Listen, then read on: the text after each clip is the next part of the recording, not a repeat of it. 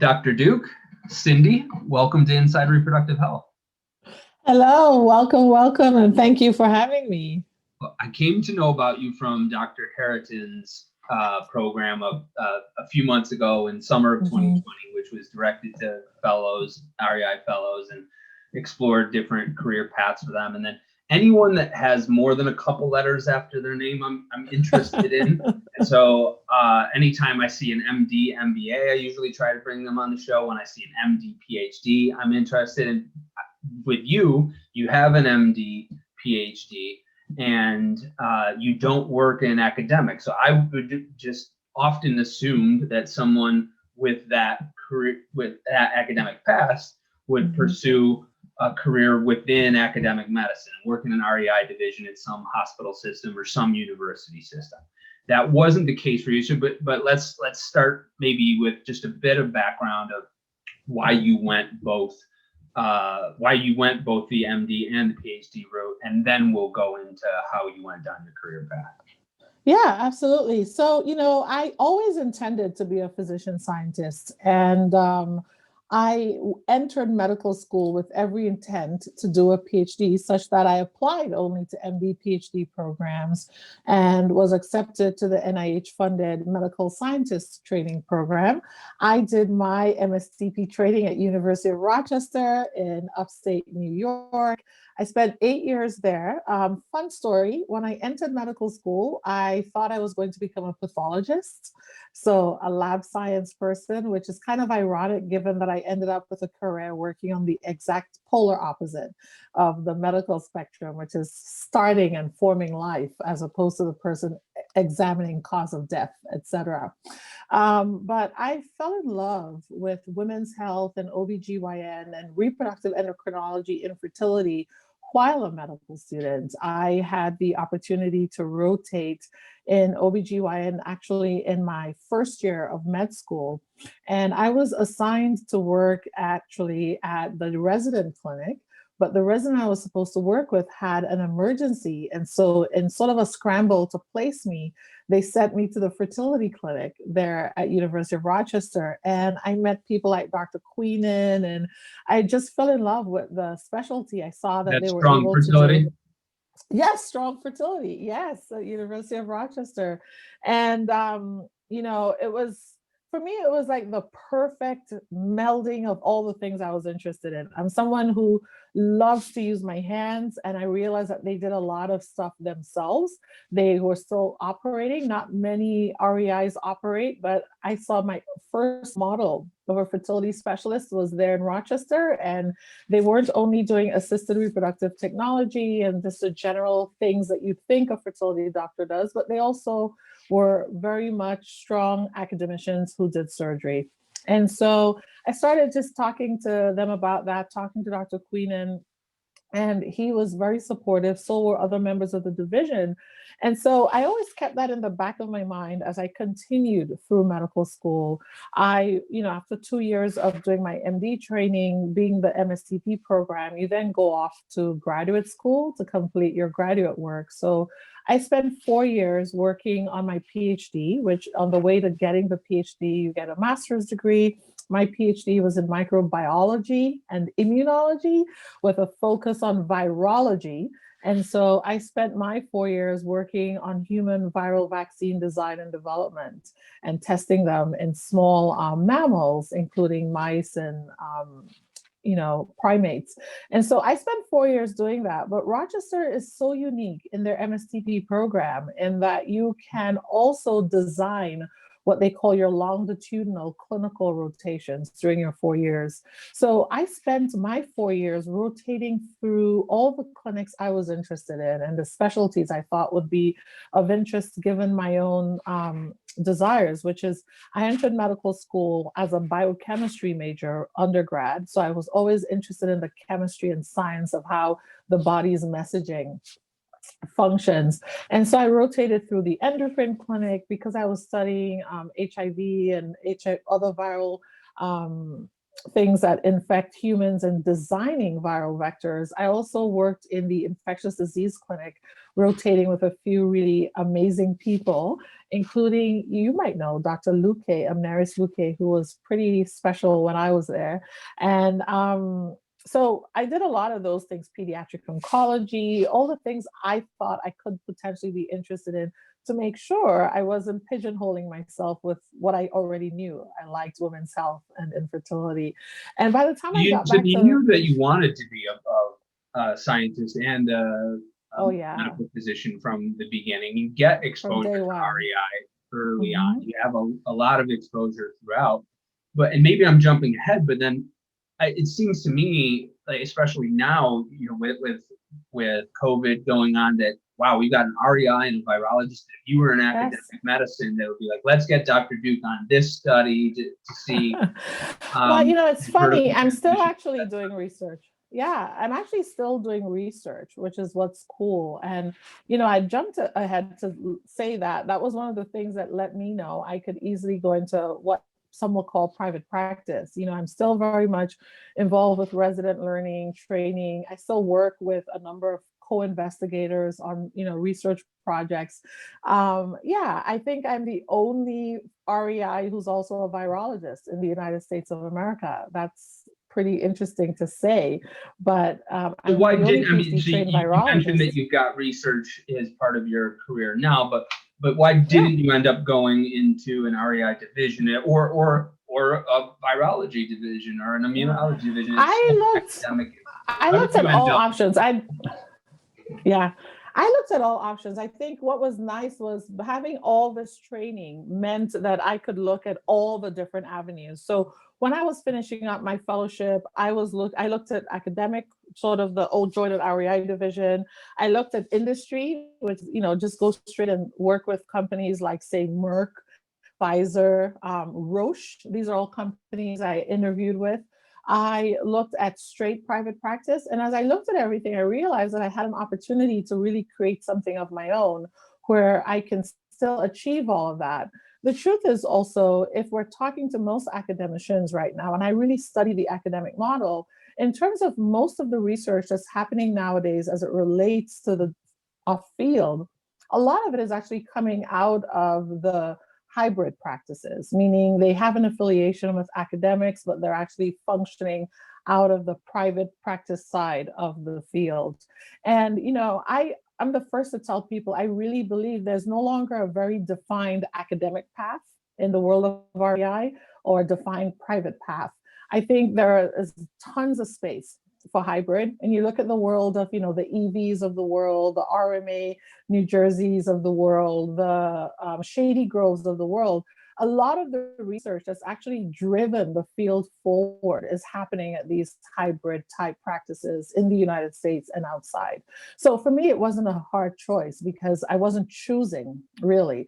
It's, you look at the people who are even academics today, many of them were actually out in private practice and return to academics as their careers grow. So I've never felt like I was, somehow locking myself out of one to choose another, and I still don't feel that way.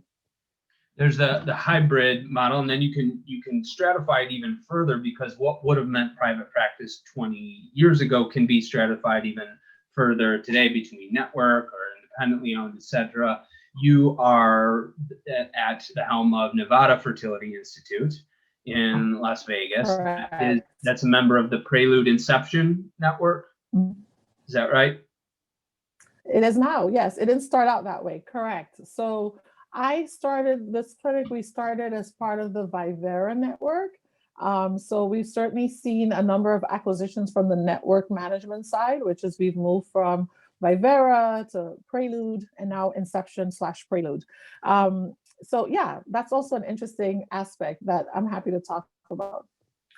Is when you started sometimes, and for those listening that are sort of curious about how this all starts, sometimes networks acquire clinics, sometimes they start them de novo, which means bringing a brand new lab and a brand new clinic to a market and building it from zero. This is de novo. Yours was de novo with starting with Correct. Rivera. Is that right? Correct. Yes. So the way it worked, basically, I started reaching out to a number of groups across the country. So around my second year a fellowship, heading into my third, as I prepared to start interviewing. And like I said, I interviewed very broadly because I knew what I was looking for Cindy, as opposed to, I wasn't interviewing looking just at what people were looking for in an applicant. And so somewhere around my third month into doing interviews, I realized that, you know, a lot of the questions I'm asking of practices and asking of industry and asking of established academic divisions versus private they're all things that only I could create if I could start a practice myself. And so I started reaching out to a number of groups. It's ironic because one of the groups I reached out to in the beginning was Inception's predecessor, or Aspire.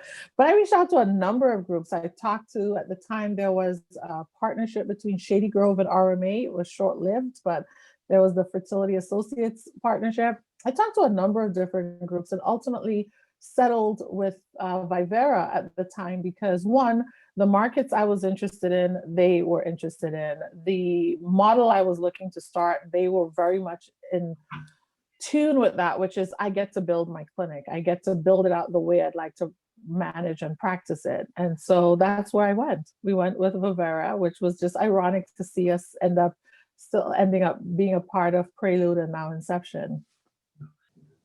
So on the entrepreneurial scale of 0 to 100, on the 100 end, you might have someone that is building clinics all over the country, all over the world maybe, that doesn't even need to see patients themselves or want to, because they just want to hire docs, build offices, build labs, scale the system.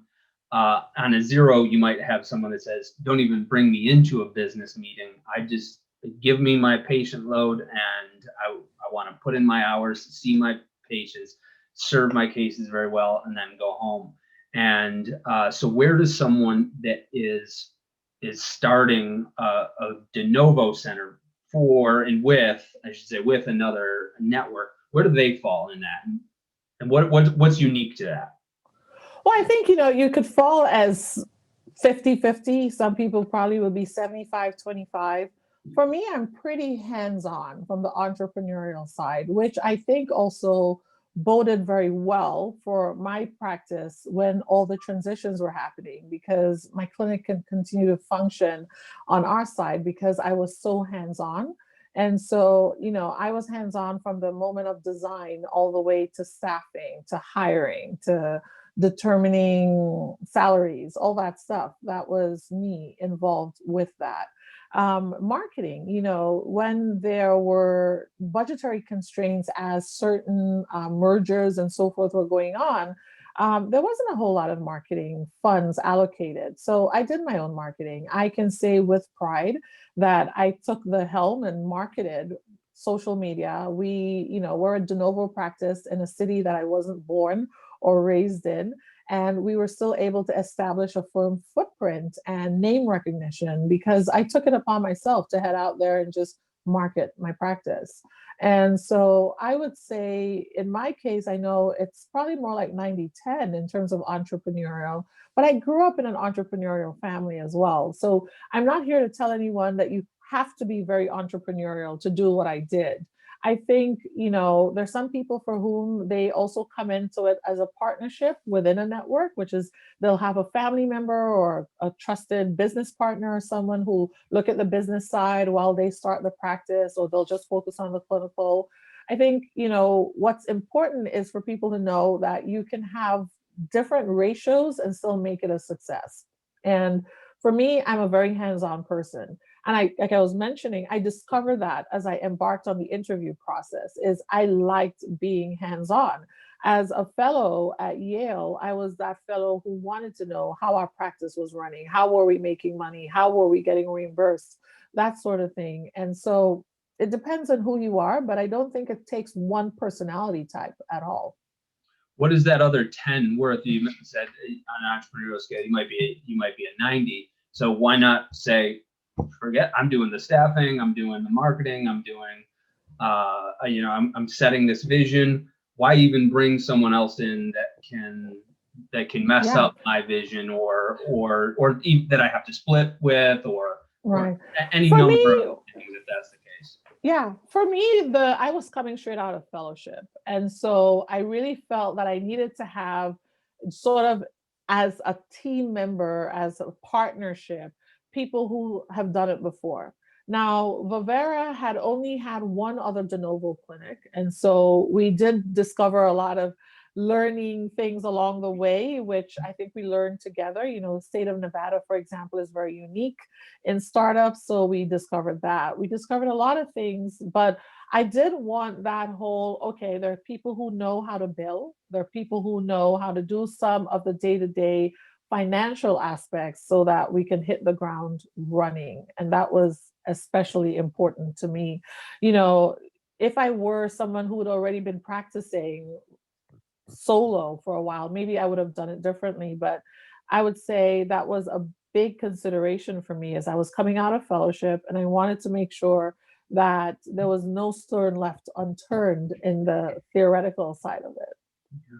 So whether this option is actually widely available to a lot of fellows, or maybe it's just sometimes, and a fellow says it might be with or close to one program, talking to them and say, okay, you guys are in, let's just pretend you guys are in Dallas. I'm just making it up, but I want to go to San Diego.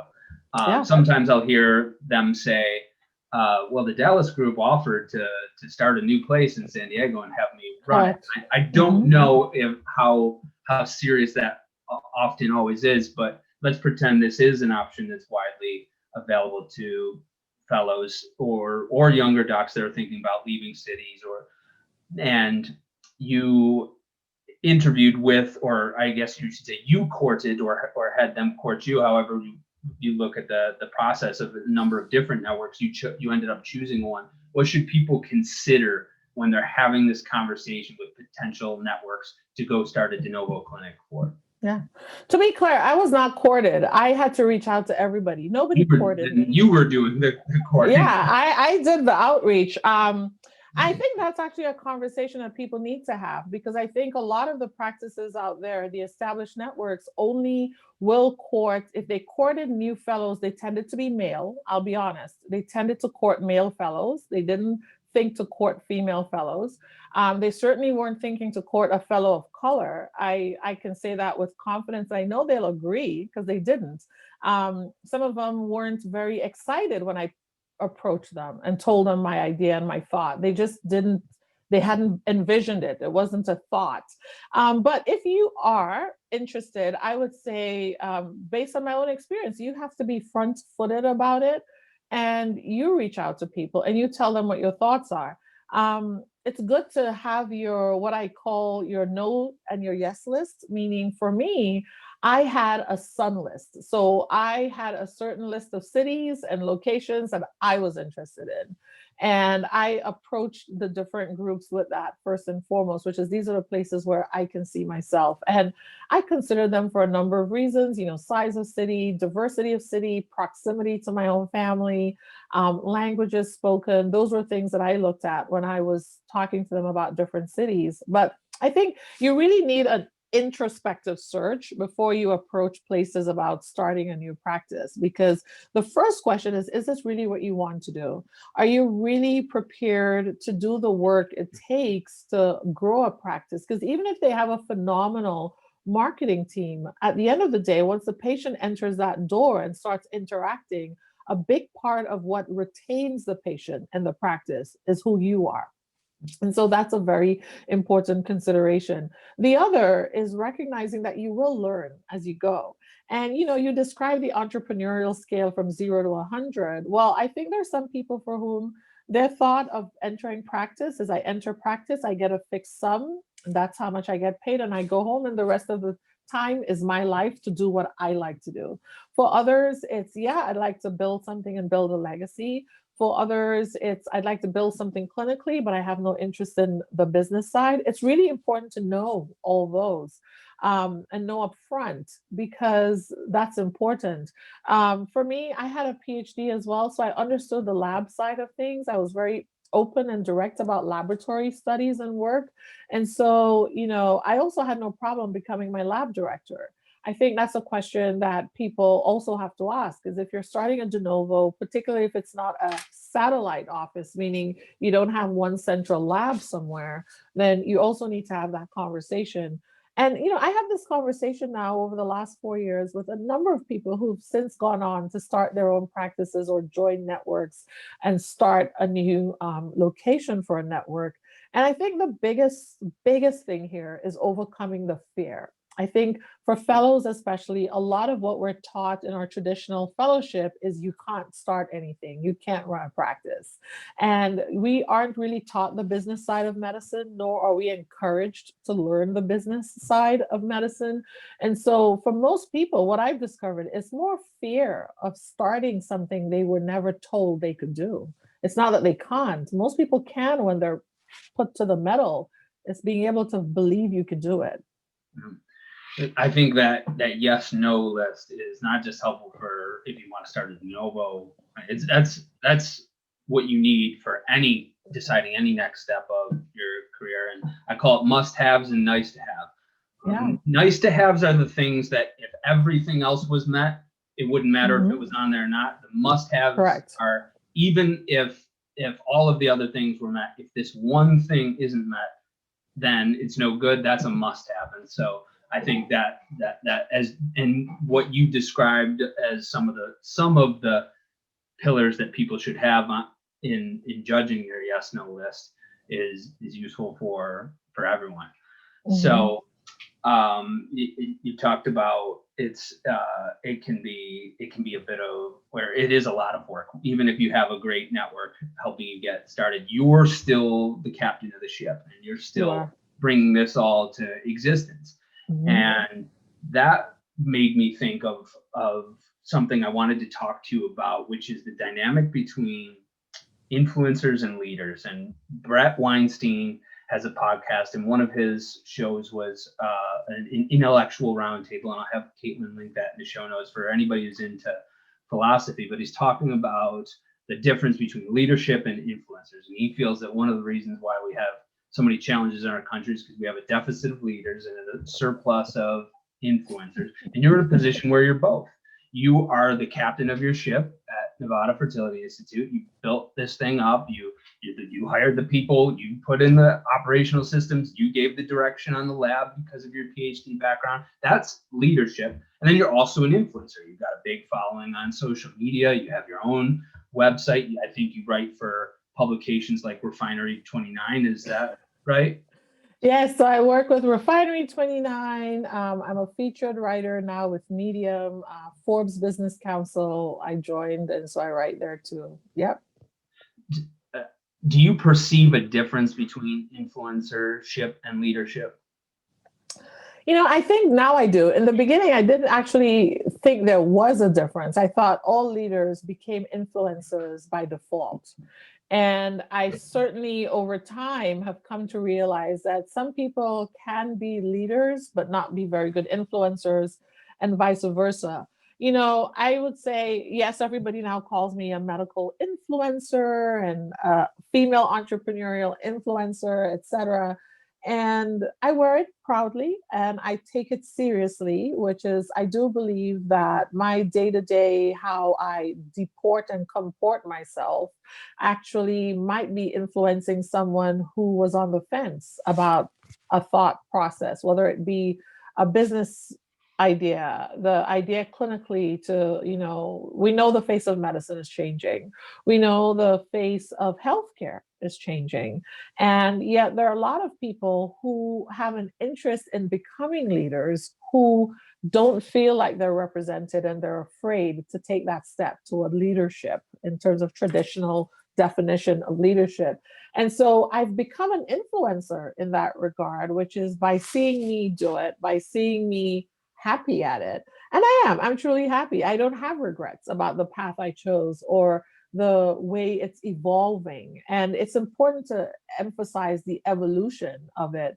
Is I think by showcasing what I've done and how I've done it and how I've navigated the path to my journey has influenced many others to at least be brave and take that step forward, whether it be simply deciding, what, I can become the director of my practice, my practice group. I can take that step. I can launch out and maybe start becoming a blogger. I can start, just talking about fertility and medicine on social media. Unfortunately for a lot of us, when we were training, we were told that social media was scary. You have to stay away from social media.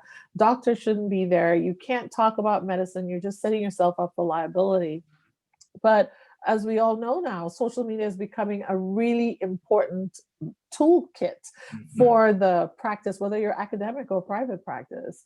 Writing about my experiences has been phenomenal, but not just for those who are looking to work in the field, but patients. I've discovered my patients find me that way. Many patients come to us from outside of the city of Las Vegas, and they come because of that influence. They find me because of that influence, or their family members or friends say, you've got to talk to her because of that influence. I think your role as an influencer is given credibility by your role as a leader. And I'm talking about you specifically. I also think that's probably a generally applicable principle. But one of the biggest problems that I have with influencership is there's so many damn people out there talking about a whole bunch of stuff that they've never done or haven't done enough reliably. Correct. And so until you've made 10,000 sales calls, don't tell me about how to don't tell me about the principles of sales, helping the customers. Until you've actually done it and you can describe the nuance and the challenge of bringing it to bear. Don't tell me about that. Don't tell me about hiring people and building a company culture if you've never sat down and dismissed someone, if you've never gone through the arduous process of waiting to find the right person, an interview after darn interview. And which is not easy at all. It's a very special skill, and I'm glad you brought that up, because yes, it's a very special skill, and understanding dynamic. It also means understanding people. You can have someone who on paper seems like the perfect match, and then you meet them for a couple interviews and you start realizing, ooh, no, not, because culture is critical. You may have someone who on paper is ideal for the job description, but not the culture. And vice versa. You may have someone who culturally is a fit, but skill-wise won't work. And it doesn't always come out right away. And these are things that you find out from actually doing. And I don't know, I wonder if this is true for you, but actually starting a company, actually managing a team, actually creating systems, and it has taught me to shut my mouth about things that I don't know that much about. Do you find that at all? I agree. No, you learn to shut your mouth. You learn also to really be calm and use patience and your emotional intelligence, right? You can't come into this with hubris. If you do that, you're destined to actually not necessarily fail, but you're going to struggle a whole lot more than you need to. Because one of the things that I'm very proud about with my practice, and we've been open now 4 years this November, and we have people who've been with us who it's going to be 4 years for the oldest person. She's going to be 4 years here in February. And, the big thing that I noticed is allowing them to feel like they have a say in the practice, in the growth, in the things that work, and not making sure they know you're approachable. It's not your way or the highway kind of culture. And that's how things grow, because they're the ones who are going to come to you and say, Dr. Duke, in my case, I just went to, like, one of my staff was like, I just went to a doctor's office for another specialty, yada, yada. And there's this thing that they did that I really liked. Can we start that here? And it's been just amazing, allowing people to know that they could do that. We've had staff members who brought in other staff members because they were somewhere, they met someone, and they're like, I think this person's going to be perfect for what we're doing in our growth. And it's so important. It's something that, I don't know, maybe there are textbooks that can teach that. But for me, a lot of it is what you call on-the-job learning. You learn it as you go along. And tying back to what we were originally talking about of starting your own system, all of this is important to you. You're building this culture. You chose the original network that you chose to start a de novo clinic with because of reasons of them buying into your vision for a culture. Your network has changed a few times, but it's not the only one. There's lots of networks that have changed hands multiple times in the last 5 or 6 years, and I bet Correct. you that we're going to see that happen a lot more in the next 5 or 6 I years. expect to, yes. So how do you navigate those changes? Like, hey, I made the deal with Sally and Rick, and now Johnny and Sue are coming in, Yeah. and they've got a bit different. How does someone navigate those changes? Well, I would tell you, as someone who's watched 3 transitions occur, I would say that the successful parts of the transitions always worked when the new people coming in actually did come in and say, it's my way or the highway. Coming in and understanding what works, what doesn't work, listening, asking, what do you need? I think that is a true sign of leadership. I think another true sign of leadership is for you, the person who's on the ground. So if you're the director, the lab director, equity owner, I think being equity owner helps because everybody's invested in listening to you. But even if you weren't, I think, it's more that mutual respect and recognizing what each person's role is. And I have to give credit to every single transition. I've never had someone approach me with any level of disrespect that didn't value my place in the practice or my place in understanding my market, understanding how I built this and who my patients are. And I think that's another interesting thing about a de novo practice and then changes. The truth is the new people coming in are actually reliant on you, the person on the ground, to describe what works and what doesn't work. And so staying quiet is possibly only going to hurt your practice unless your practice was already suffering. Then maybe you're hoping for a change. But if not, then it's important that they're being open to listening what works, and you definitely sharing what works and what doesn't work about your practice. Because network or not, each market is different. Each market is different. Each patient population is different. Would you bail, or do you have any kind of escape plan if there was a transition that was like, this isn't what I bargained for? Would you wash your hands? Well, I think it's possible, but I've also created enough contractual and legal frameworks that I don't think that will happen to me. I wouldn't have to bail on something I've grown. I think it's important. So if you're someone out there looking to join a network, the important thing here is make sure you have your own legal team. Whether you're looking to join as an equity owner or as an employee, that is my critical advice that I give to everyone, is you should have a legal representative who understands what you're doing. Now, it also helps that I have a good understanding of certain aspects of the legalities, because part of doing your PhD is you're trained on the legal aspects of a number of things, including intellectual property, all that stuff. So you make sure that kind of thing is written in, understanding what it means to indemnify and be indemnified, etc., and always having an escape plan, I suppose. But no, I have never felt like I was in a position where I'd be stuck or where I'd have to just walk. So without discussing anything of your terms, but just in general for fellows to consider, or young doctors, or anyone thinking of starting to know, what is some of the framework that they should make sure that you mentioned that they should have their legal team, but what are some concepts that they should really be prepared to understand?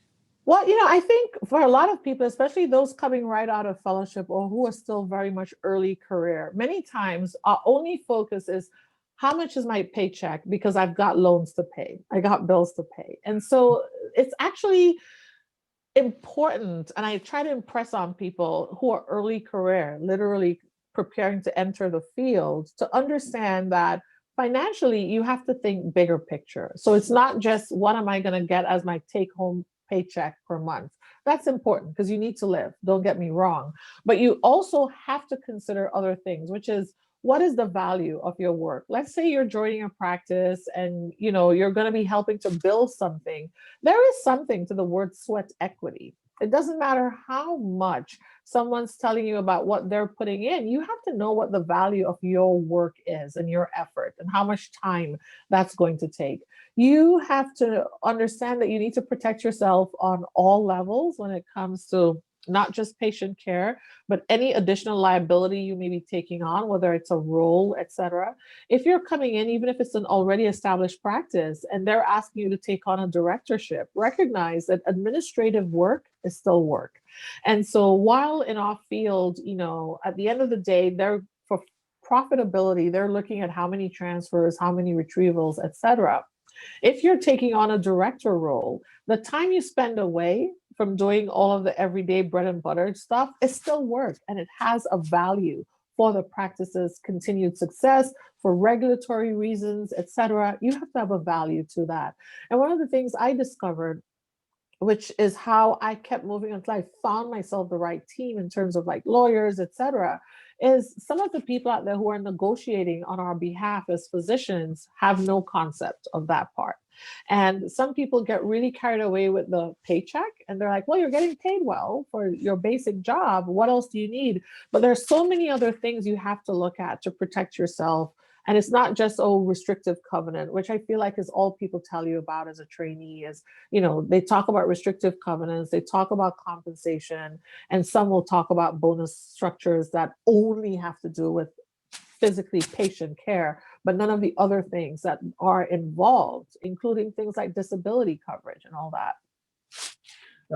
Is it okay if we conclude with talking about a topic that has nothing to do with de novo and nothing to do with leadership? It's just one I love to squeeze in any single episode that I can. It's about choosing cities. Is that all right? Yeah.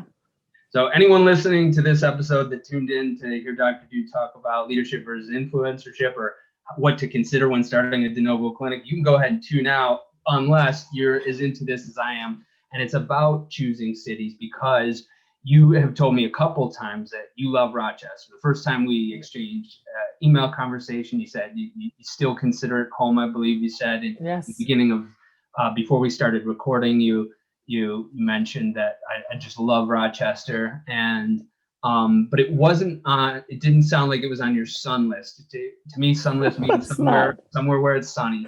So correct. Were you in Rochester 8 years?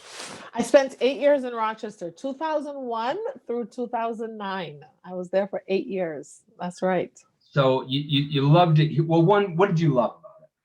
So, there's so much about Rochester that I loved. And I think the first disclosure is Rochester is the first place in the United States that I lived for longer than 4 years. So I think that's important to highlight. And maybe that's part of why it seems like home, because it was some place where I really established some roots.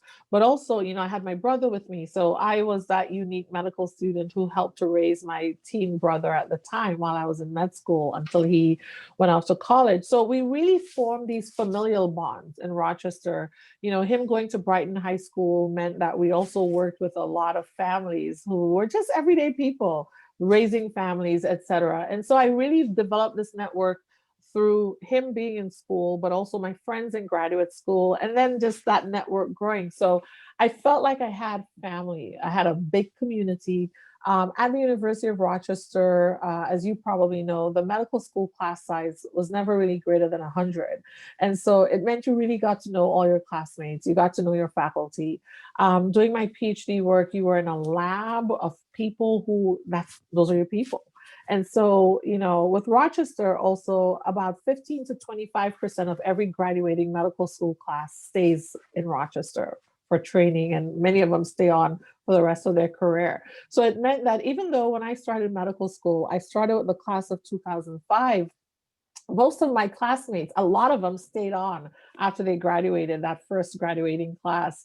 And so I had all these friends who stayed on, and I could keep growing my family in terms of family bonds for the rest of my 8-year tenure there. And we're still very close friends. Program friends. And about the friends you made. Was there anything about the city that you? Oh, well, I was going to get to that. So I think one, because Rochester has such heavy snowfall and cold winters, as we'd say, people are just forced to be indoors more. You do more things indoors when it comes to, October through April. And so you discover the city, you go to so many different things. I mean, the museums, it's also a small city, so you can really navigate the city, get around, learn the city. And then the summertime, I'm not that, adventurous now, but back then I would go running and all that. So you learn the city. I loved it. I loved the weather. I loved summer. Yes, I had a son list because after spending 21 years in the Northeast, I felt like I really wanted to, having grown up in the Caribbean, I wanted to go back to some weather system that mirrored it more and less snow. I'm digging into all of this because I bring it up whenever I can on the show because I'm so bullish about the smaller markets. Everybody knows I'm from Buffalo. I love Buffalo. Yes. It's my eternal home. Buffalo. I'm Yes. I'm trying to die there. But right now, the reason why I'm saying here when I reference Rochester is because this is where I am now. My girlfriend's in residency at your alma mater, not in OBGYN, but she's in residency here. So we live right by Strong. And I do really like it here. I love small cities. Beautiful. It's beautiful. People don't, and I feel like there's such a quality of life for someone that might be wanting to if you can put up with 6 months of lousy weather. I think that's right. No, with the weather, but that said, like I tell people, my 8 years there, I didn't hate the weather, right? I never found myself hating Rochester weather because the people, the events, as a matter of fact, I didn't even have a problem with winter until I moved to Baltimore because they had a different approach to snow. In Rochester, you had to really have a true icing outside for them to say, okay, the city's going to shut down. Life just went on. I think in all of my 8 years there, the university only canceled classes maybe 2 days once in 8 years, 2 days total. And so, no, for me, I think also I like smaller cities, which is probably why, I moved to like Vegas when I was choosing a city, is I grew up in the Caribbean. I grew up on an island at the time of 30,000 people. It's now 60,000 people. But when I was growing up, there were 30,000 people. I grew up in a village with 52 households. So I like that sense of people knowing each other and people making eye contact and talking to each other and having that shared sense of community. And I liked that about Rochester. I love that the University of Rochester also had a lot of things that allowed you as a student to get involved in the community. And so, like, as someone who was a math minor, I really wanted to keep teaching math when I was in medical school. So I taught math at the inner city, tutoring and stuff. We did a lot of things that you probably wouldn't be able to do in other places because they're just so sprawling and distance and travel would take so much time. So yes, I mean, I go back to Rochester when I can. I stay in touch with all my friends and, I love going to Rochester, Buffalo, Niagara, Canada, Toronto, because we used to drive to Toronto so often from Rochester. It's still a favorite place of mine. I'm proud on this because when I speak to a lot of fellows, like you said, a lot of fellows, they're thinking of the debt, they're thinking of the salary, and then the other consideration that I hear them talking about often is the city. They want to be in New York, the Bay, Austin, maybe 20 other cities. And I would say 20. We're really seeing Pareto's rule there, where 20 cities are taking. Well, that's not even 20% of the cities, but they are probably picking up 80% of the fertility. The fellows who are graduating, And I would love for people to consider whether it's a Rochester or a Buffalo or a Cleveland or other so many different Tucson, Arizona, Tulsa, places like this, because the same things that you mentioned. We live right by the University of Rochester, and last night it was 75 degrees, which is normally not in not in November. But my girlfriend and I go for a bike ride along the Genesee River. Yes. The beautiful Rochester campus, and you can see the city skyline from right there. There's just so much here if you're willing to look past some of the, or if you're willing to forgo just some of the top things that also it's a very collaborative city, and that's something. I mean, so I graduated from Rochester in 2009. This is the year 2020. COVID happens, and one of the first things that I started thinking about, well, oh my gosh, there are these unique research questions you can ask. And so I reached out to my then PhD advisor, who's now the dean for research. So that probably helps. But I was like, hey, I have some ideas. Do you know anyone there who's doing COVID or might have COVID tissue? And he was like, oh, absolutely. And, within a few days, I was on Zoom calls coming up with grant ideas and grant applications, et cetera. I'm in Las Vegas, mind you. They're in Rochester, New York. And it's the very thing I remembered from even when I was doing my PhD work, which is they're extremely collaborative. It's a great place to grow. You're nurtured. When I was in fellowship, I applied for a grant and it was a crowdfunding grant. And so I needed to practice for my grant pitch and all that stuff. I didn't practice that with people from Yale. I practiced that with my people from University of Rochester. They were on Zoom with me 2 Sundays in a row. And before that, they were reading over my grant for my application and so forth. And then they were on the phone with me 2 Sundays in a row on Zoom so I can do my pitch. I can prepare my pitch. I can get feedback about media presentation and pitching. And so I think, many people that I'm talking about Rochester, New York here, but I hear the same for a number of other cities around the country. And my hope is that the fellows who are listening consider that.